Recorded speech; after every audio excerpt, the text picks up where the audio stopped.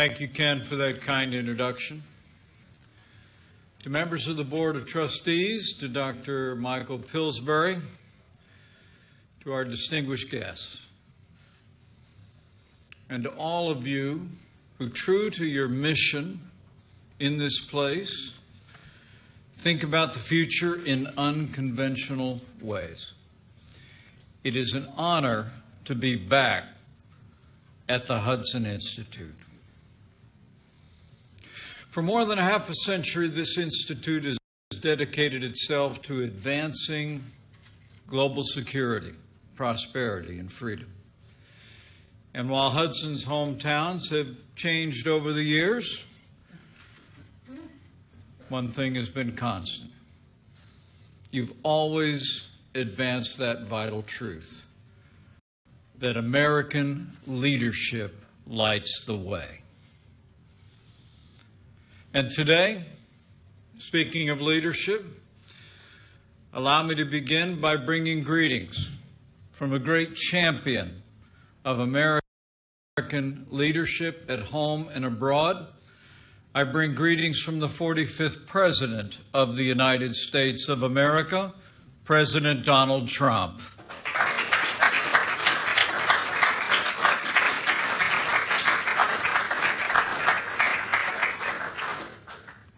From early in this administration, President Trump has made our relationship with China and President Xi a priority.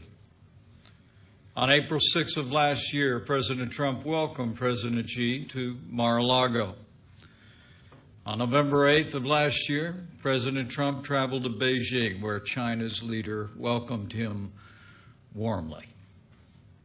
Over the course of the past 2 years, our president has forged a strong personal relationship with the President of the People's Republic of China, and they've worked closely on issues of common interest. Most importantly, the denuclearization of the Korean Peninsula. But I come before you today because the American people deserve to know that as we speak, Beijing is employing a whole-of-government approach using political, economic, and military tools as well as propaganda to advance its influence and benefit its interests in the United States. China is also applying this power in more proactive ways than ever before to exert influence and interfere in the domestic policy and politics of this country. Under President Trump's leadership, the United States has taken decisive action to respond to China with American action, applying the principles and the policies long advocated in these halls. In our national security strategy that the President released last December, he described a new era of great power competition. Foreign nations have begun to, as we wrote, reassert their influence regionally and globally. And they're contesting America's geopolitical advantages and trying, in essence, to change the international order in their favor. In this strategy, President Trump made clear that the United States of America has adopted a new approach to China. We seek a relationship grounded in fairness, reciprocity, and respect for sovereignty. And we have taken strong and swift action to achieve that goal. As the President said last year on his visit to China, in his words, we have an opportunity to strengthen the relationship between our two countries and improve the lives of our citizens. Our vision of the future is built on the best parts of our past, when America and China reached out to one another in a spirit of openness and friendship. When our young nation went searching in the wake of the Revolutionary War for new markets for our exports, the Chinese people welcomed American traders laden with ginseng and fur. When China suffered through indignities and exploitations during her so-called century of humiliation, America refused to join in and advocated the open door policy so that we could have freer trade with China and preserve their sovereignty. When American missionaries brought the good news to China's shores, they were moved by the rich culture of an ancient and vibrant people. And not only did they spread their faith, but those same missionaries founded some of China's first and finest universities. When the Second World War arose, we stood together as allies in the fight against imperialism. And in that war's aftermath, America ensured that China became a charter member of the United Nations and a great shaper of the post-war world. But soon after it took power in 1949, the Chinese Communist Party began to pursue authoritarian expansionism. It is remarkable to think that only 5 years after our nations had fought together, we fought each other in the mountains and valleys of the Korean Peninsula. My own father saw combat on that frontier of freedom. But not even the brutal Korean War could diminish our mutual desire to restore the ties that for so long had bound our peoples together. China's estrangement from the United States ended in 1972, and soon after we reestablished diplomatic relations. We began to open our economies to one another, and American universities began training a new generation of Chinese engineers, business leaders, scholars, and officials. After the fall of the Soviet Union, we assumed that a free China was inevitable. Heady with optimism at the turn of the 21st century, America agreed to give Beijing open access to our economy, and we brought China into the World Trade Organization.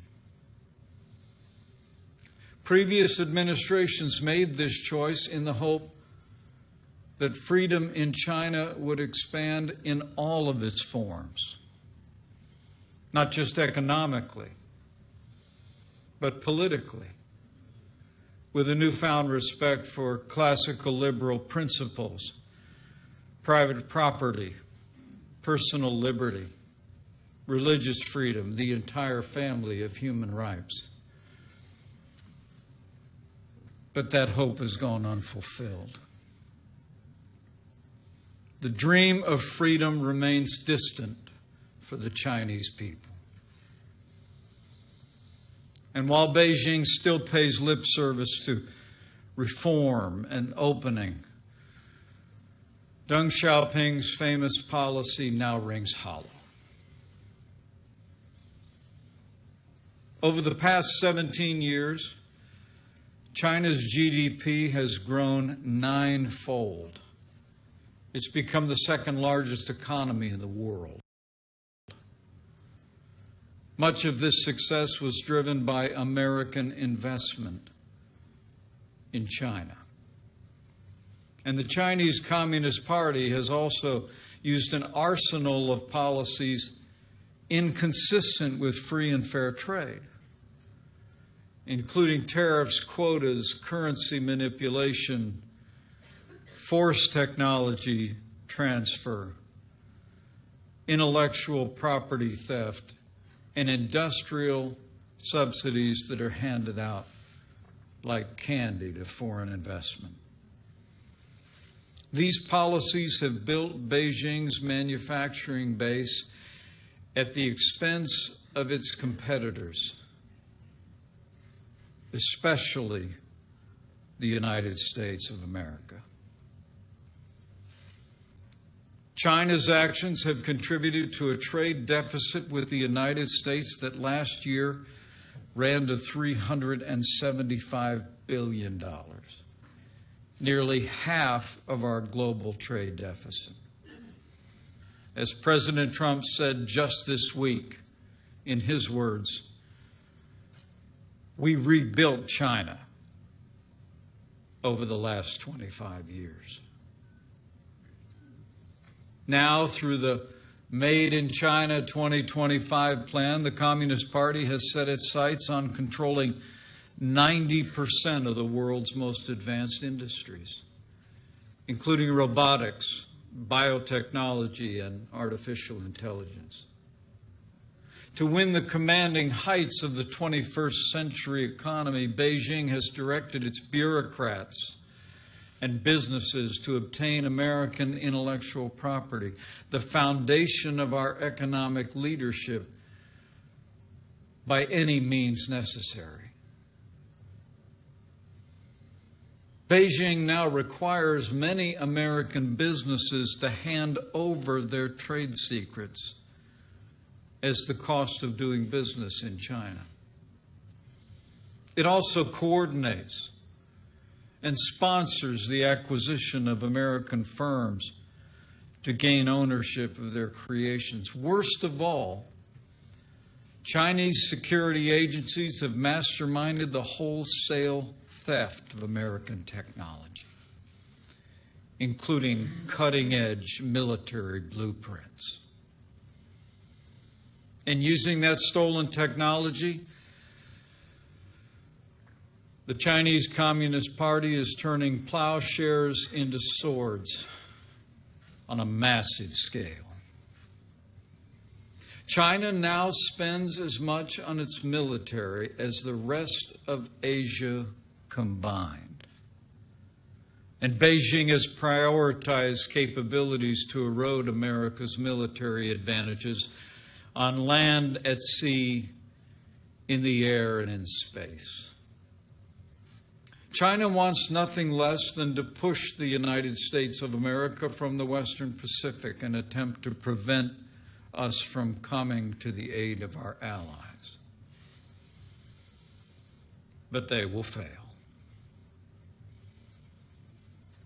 Beijing is also using its power like never before. Chinese ships routinely patrol around the Senkaku Islands, which are administered by Japan. And while China's leaders stood in the Rose Garden at the White House in 2015 and said that his country had, and I quote, no intention to militarize the South China Sea. Today, Beijing has deployed advanced anti-ship and anti-air missiles atop an archipelago of military bases constructed on artificial islands. China's aggression was on display this week when a Chinese naval vessel came within 45 yards of the USS Decatur as it conducted freedom of navigation operations in the South China Sea, forcing our ship to quickly maneuver to avoid collision. Despite such reckless harassment, the United States Navy will continue to fly, sail, and operate wherever international law allows and our national interests demand. We will not be intimidated, and we will not stand down.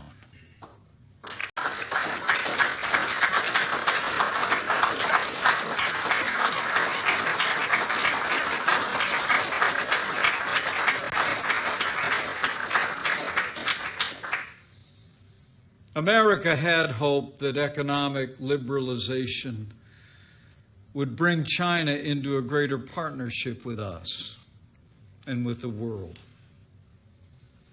Instead, China has chosen economic aggression which has in turn emboldened its growing military. Nor, as we had hoped, has Beijing moved toward greater freedom for its own people. For a time, Beijing inched toward greater liberty and respect for human rights. But in recent years, China has taken a sharp U-turn toward control and oppression of its own people. Today, China has built an unparalleled surveillance state, and it's growing more expansive and intrusive, often with the help of U.S. technology. What they call the Great Firewall of China likewise grows higher, drastically restricting the free flow of information to the Chinese people. And by 2020, China's rulers aim to implement an Orwellian system premised on controlling virtually every facet of human life, the so-called social credit score. In the words of that program's official blueprint,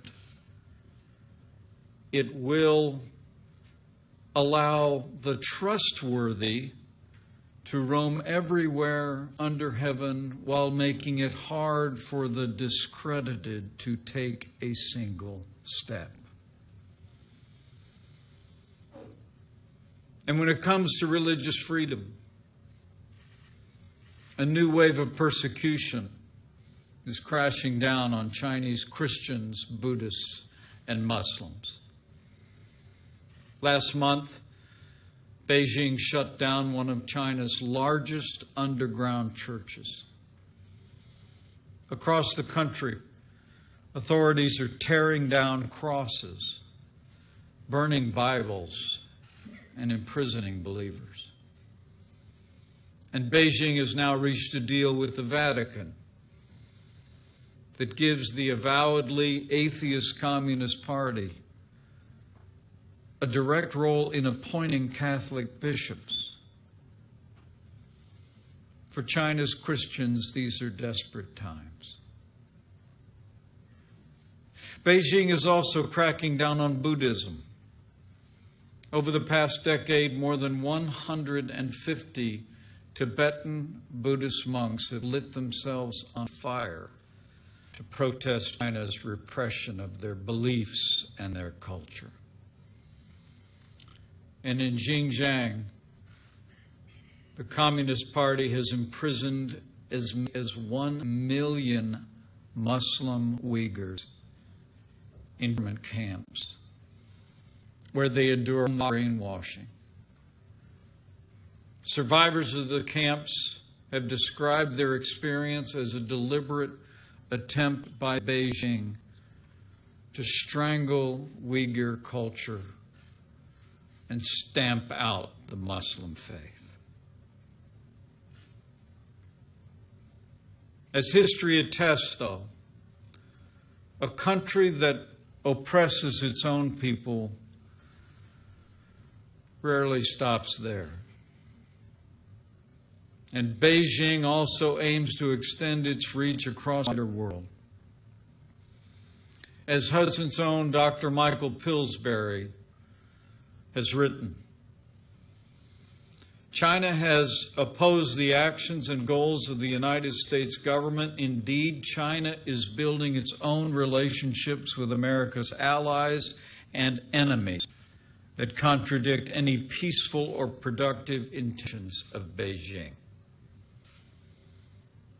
In fact, China uses so-called debt diplomacy to expand its influence. To that, country is offering hundreds of billions of dollars in infrastructure loans to governments from Asia to Africa to Europe and even Latin America. Yet the terms of those loans are opaque at best, and the benefits invariably flow overwhelmingly to Beijing. Just ask Sri Lanka, which took on a massive debt to let Chinese state companies build a port of questionable commercial value. 2 years ago, that country could no longer afford its payments, so they pressured Sri Lanka to deliver the nuke directly into Chinese. It may soon become a forward military base for China's growing blue water navy. Within our own hemisphere, Beijing is a lifeline to the corrupt and incompetent Maduro regime in Venezuela that's been oppressing its own people. They pledged $5 billion in questionable loans to be repaid with oil. China is also that country's single largest creditor, saddling the Venezuelan people with more than $50 billion in debt, even as their democracy vanishes. Beijing is also impacting some nations' politics by providing direct support to parties and candidates who promise to accommodate China's strategic objectives. Since last year alone, the Chinese Communist Party has convinced 3 Latin American nations to support Taipei and recognize Beijing. These actions threaten the stability of the Taiwan Strait, and the United States of America condemns these actions. And while our administration will continue to respect our One China policy, as reflected in the 3 joint communiques and the Taiwan Relations Act, America will always believe that Taiwan's embrace of democracy shows a better path for all the Chinese people.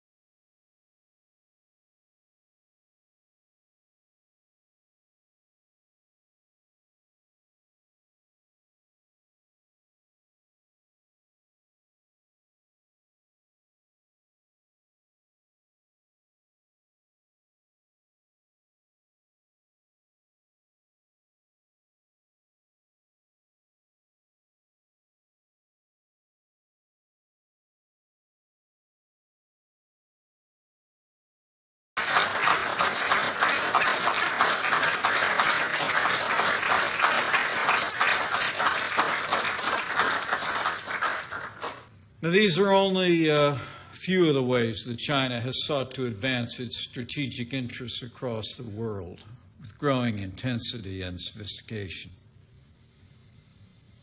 Yet previous administrations all but ignored China's actions, and in many cases, they abetted them. But those days are over. Under President Trump's leadership,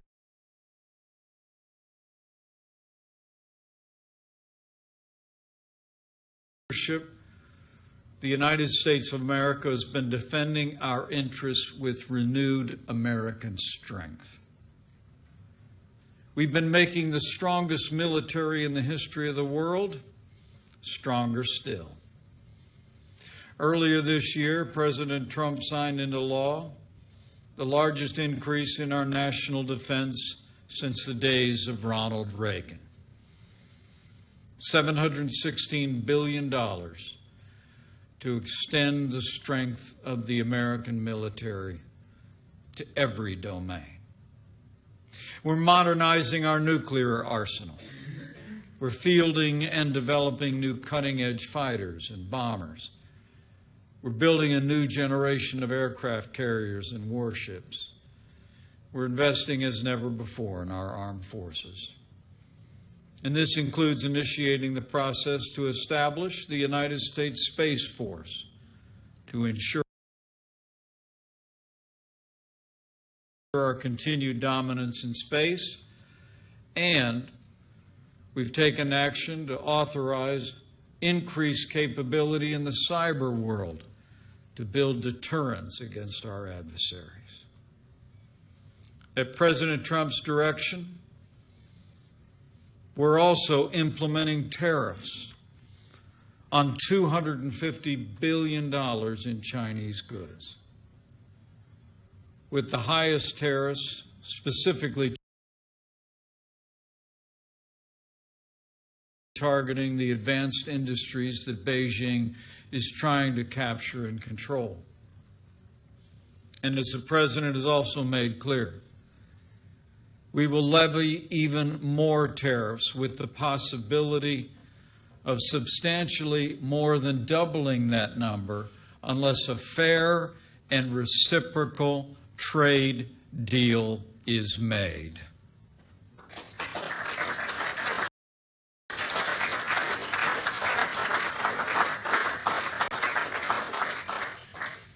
These actions, exercises in American strength, have had a major impact. China's largest stock exchange fell by 25% in the first 9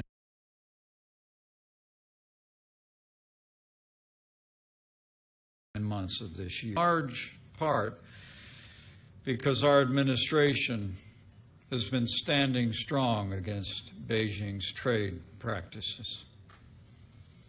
As President Trump has made clear, we don't want China's markets to suffer. In fact, we want them to thrive. But the United States wants Beijing to pursue trade policies that are free, fair, and reciprocal, and we will continue to stand and demand that they do.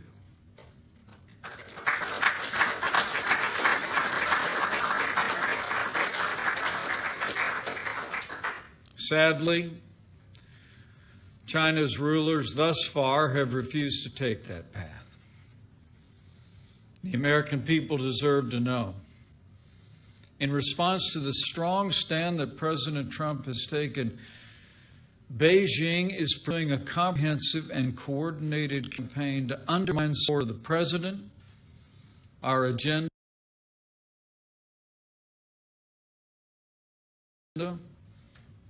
and our nation's most cherished ideals.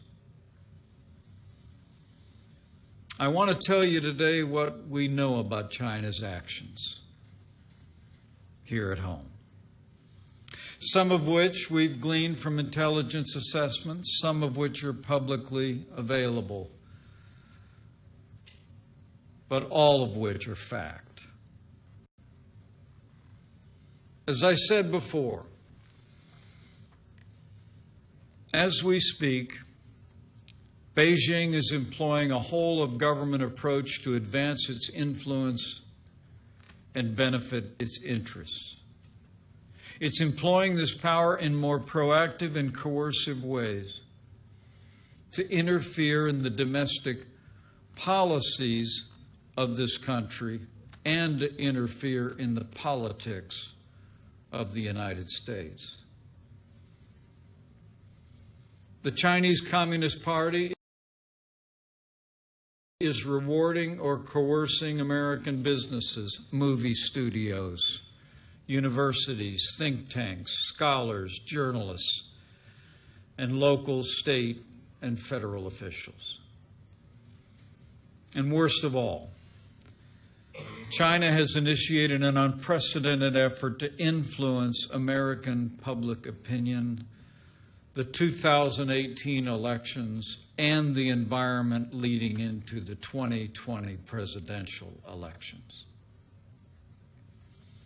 To put it bluntly, President Trump's leadership is working, and China wants a different American president.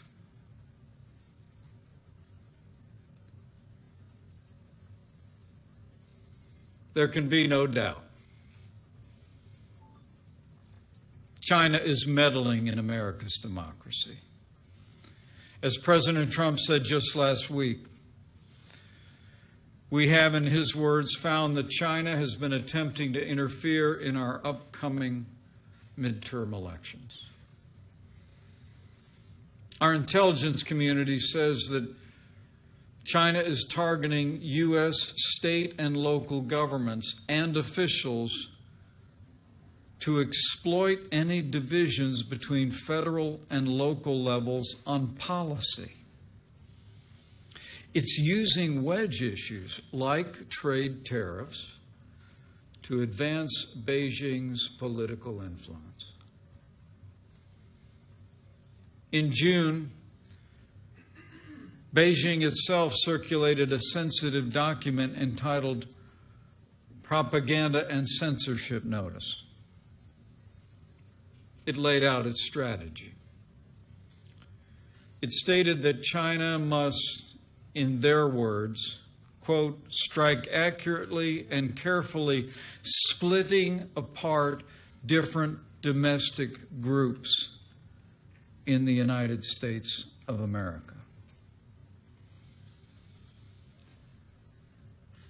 To that end, Beijing has mobilized covert actors, front groups, and propaganda outlets to shift Americans' perception of Chinese policy. As a senior career member of our intelligence community told me just this week,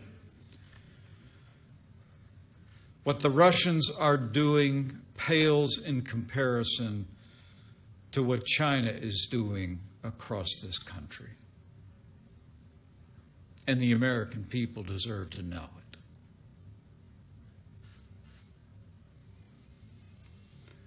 Senior Chinese officials have also tried to influence business leaders to encourage them to condemn our trade actions, leveraging their desire to maintain their operations in China. In one recent example, China threatened to deny a business license for a major U.S. corporation if they refused to speak out against our administration's policies. And when it comes to influencing the midterms, you need only look at Beijing's tariffs in response to ours. The tariffs imposed by China to date specifically targeted industries and states that would play an important role in the 2018 elections. By one estimate, more than 80% of U.S. counties targeted by China voted for President Trump and I in 2016. Now China wants to turn these voters against our administration. And China is also directly appealing to American voters. Last week, the Chinese government paid to have a multi-page supplement inserted into the Des Moines Register, the paper of record of the home state of our ambassador to China,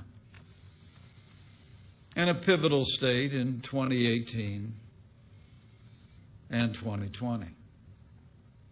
The supplement, designed to look like the news articles, cast our trade policies as reckless and harmful to Iowans. Fortunately, Americans aren't buying it. For example, American farmers are standing with this president and seeing real results from the strong stance that he's taken, including this week's U.S.-Mexico-Canada agreement, where we've substantially opened North American markets to U.S. products. The USMCA is a great win for American farmers and American manufacturers.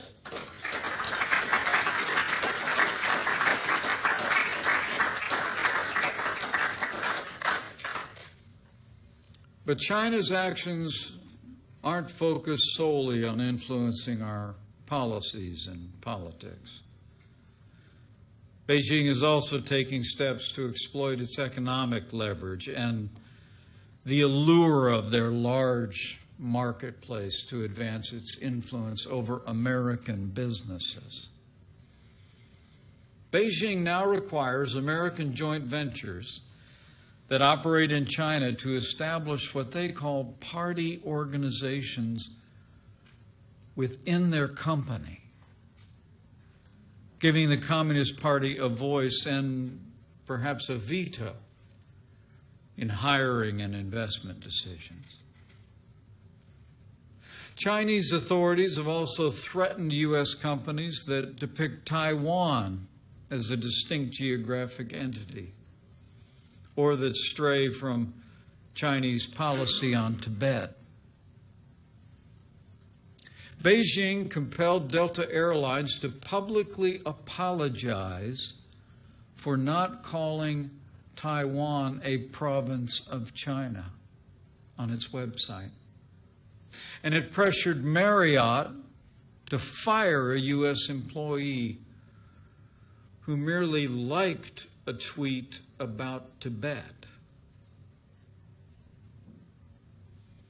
And Beijing routinely demands that Hollywood portray China in a strictly positive light. It punishes studios and producers that don't. Beijing's censors are quick to edit or outlaw movies that criticize China, even in minor ways. For the movie World War Z, they had to cut the script's mention of a virus because it originated in China. The movie Red Dawn was digitally edited to make the villains North Korean, not Chinese. But beyond business and entertainment, the Chinese Communist Party is also spending billions of dollars on propaganda outlets in the United States and, frankly, around the world. China Radio International now broadcasts Beijing-friendly programs on over 30 U.S. outlets, many in major American cities. The China Global Television Network reaches more than 75 million Americans, and it gets its marching orders directly from its Communist Party masters. As China's top leader put it during a visit to the network's headquarters, and I quote, "The media run by the party and the government are propaganda fronts and must have the party as their surname." It's for those reasons and that reality that last month the Department of Justice ordered that network to register as a foreign agent. The Communist Party has also threatened and detained the Chinese family members of American journalists who pry too deep. And it's blocked the websites of U.S. media organizations and made it harder for our journalists to get visas. This happened after the New York Times published investigative reports about the wealth of some of China's leaders. But the media isn't the only place where the Chinese Communist Party seeks to foster a culture of censorship. The same is true across academia. I mean, look no further than the Chinese Students and Scholars Association, of which there are more than 150 branches across America's campuses. These groups help organize social events for some of the more than 430,000 Chinese nationals studying in the United States. They also alert Chinese consulates and embassies when Chinese students and American schools stray from the Communist Party line. At the University of Maryland, a Chinese student recently spoke at her graduation of what she called, and I quote, "the fresh air of free speech in America." The Communist Party's official newspaper swiftly chastised her. She became the victim of a firestorm of criticism on China's tightly controlled social media, and her family back home was harassed. As for the university itself, its exchange program with China, one of the nation's most extensive, suddenly turned from a flood to a trickle. China exerts academic pressure in other ways as well. Beijing provides generous funding to universities, think tanks, and scholars, with the understanding that they will avoid ideas that the Communist Party finds dangerous or offensive. China experts in particular know that their visas will be delayed or denied if their research contradicts Beijing's talking points. And even scholars and groups who avoid Chinese funding are targeted by that country, as the Hudson Institute found out firsthand. After you offered to host a speaker Beijing didn't like, your website suffered a major cyber attack originating from Shanghai. The Hudson Institute knows better than most that the Chinese Communist Party is trying to undermine academic freedom and the freedom of speech in America today. These and other actions taken as a whole constitute an intensifying effort to shift American public opinion and policy away from the American First leadership of President Donald Trump. But our message to China's rulers is this: this president will not back down.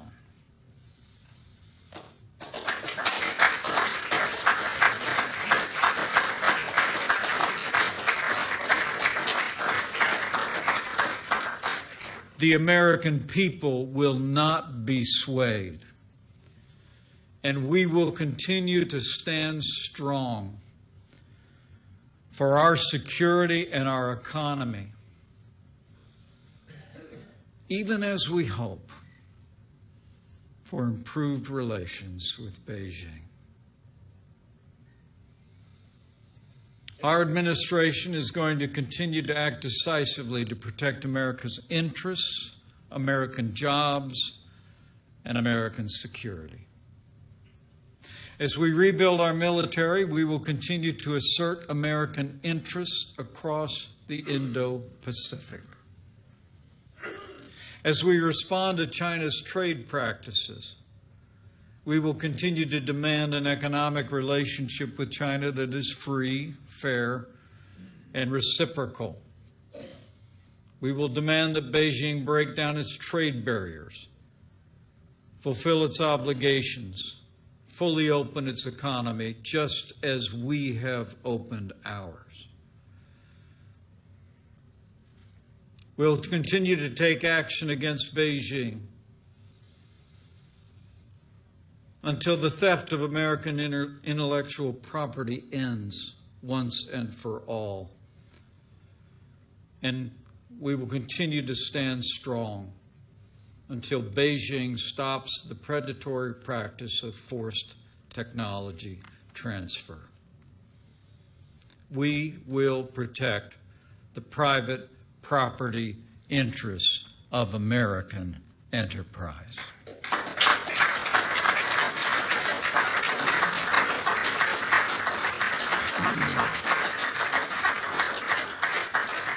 And to advance our vision of a free and open Indo-Pacific, we're building new and stronger bonds with nations that share our values across the region. From India to Samoa, our relationships will flow from a spirit of respect, built on partnership, not domination. We're forging new trade deals on a bilateral basis. Just as last week, President Trump signed an improved trade deal with South Korea, and we will soon begin historic negotiations for a bilateral free trade agreement with Japan.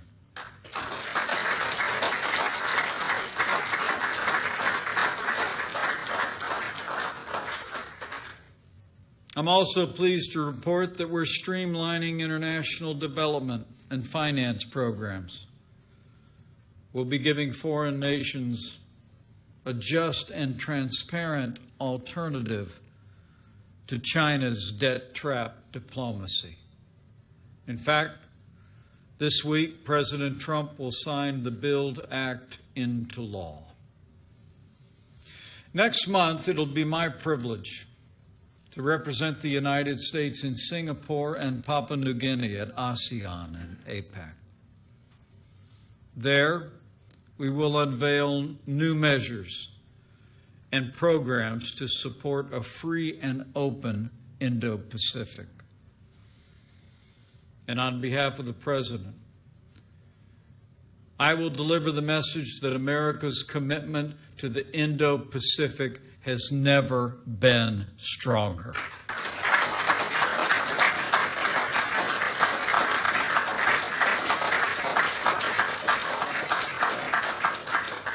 Closer to home, to protect our interests, we recently strengthened CFIUS, the Committee on Foreign Investment, heightening our scrutiny of Chinese investment in America, to protect our national security from Beijing's predatory actions. When it comes to Beijing's malign influence and interference in American politics and policy, we will continue to expose it, no matter the form it takes. We will work with leaders at every level of society to defend our national interests and our most cherished ideals. The American people will play the decisive role. In fact, they already are. As we gather here, a new consensus on China is rising across America. More business leaders are thinking beyond the next quarter and thinking twice before diving in to the Chinese market if it means turning over their intellectual property or abetting Beijing's oppression. But more must follow suit. For example, Google should immediately end development of the Dragonfly app that will strengthen the Communist Party's censorship and compromise the privacy of Chinese customers.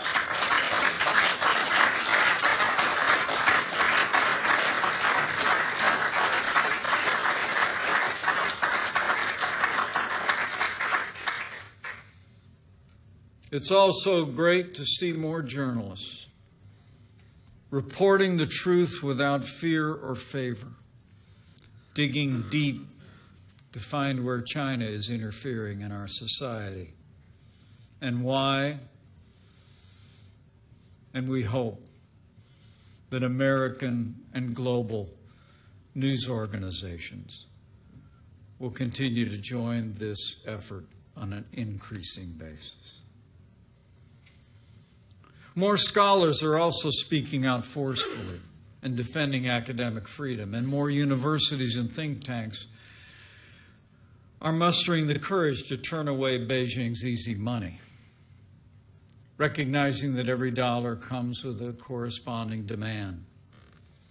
And we're confident that their ranks will grow.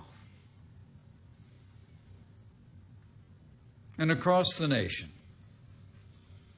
the American people are growing in vigilance, with a newfound appreciation for our administration's actions and the President's leadership to reset America's economic and strategic relationship with China.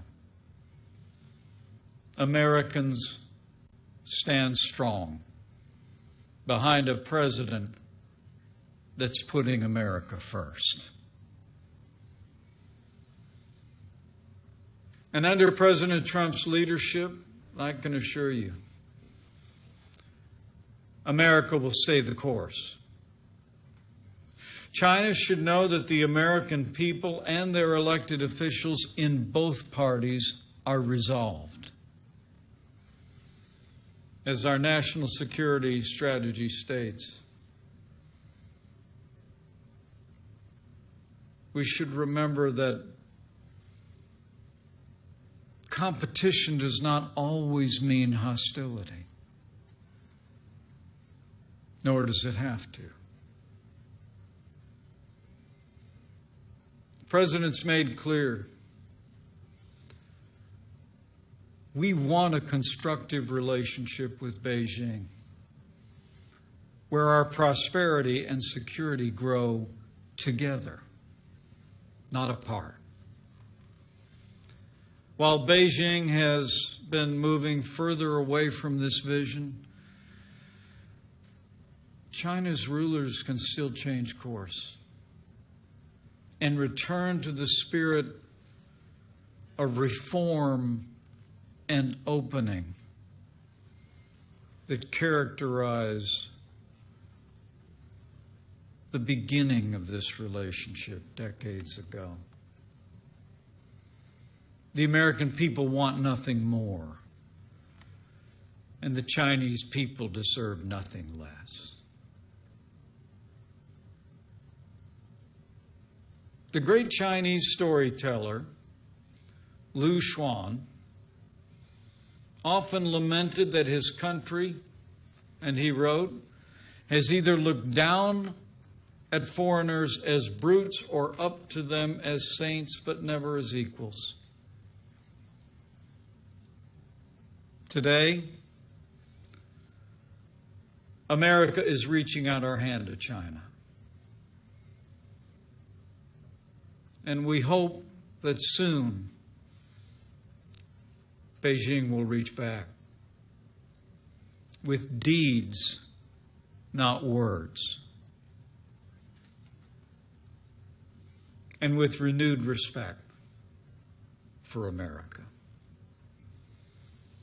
But be assured, we will not relent until our relationship with China is grounded in fairness, reciprocity, and respect for our sovereignty.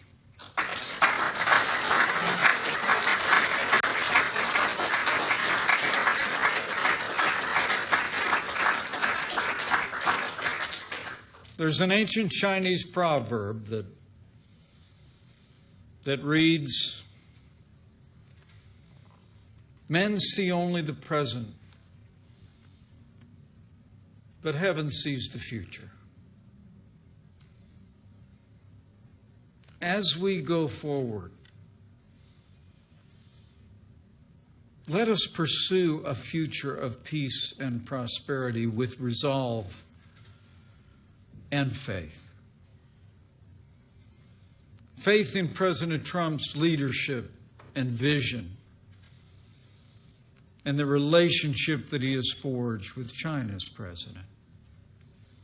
Faith in the enduring friendship between the American people and the Chinese people. and faith that heaven sees the future. And by God's grace, America and China will meet that future together. Thank you. God bless you. And God bless the United States of America.